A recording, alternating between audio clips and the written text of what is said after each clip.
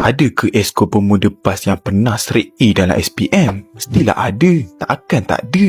Ini adalah kisah Asnawi Yusof atau Muhammad Asnawi bin Muhammad Yusof, anak Pahang yang lahir di Kuantan pada 12 Mac 1991. Bermula sebagai pelajar yang tekun hingga mencapai kejayaan besar awal hidupnya, Asnawi membuktikan dirinya bukan biasa-biasa. Dia dapat keputusan straight A dalam SPM, satu pencapaian yang memerlukan disiplin tinggi dan kerja keras tanpa henti. Dengan semangat itu, Asnawi meneruskan pelajaran ke Universiti Teknologi Petronas dalam jurusan Electrical dan Electronic Engineering. Kemudian menyambung master dalam Business Administration (MBA) di UNITA.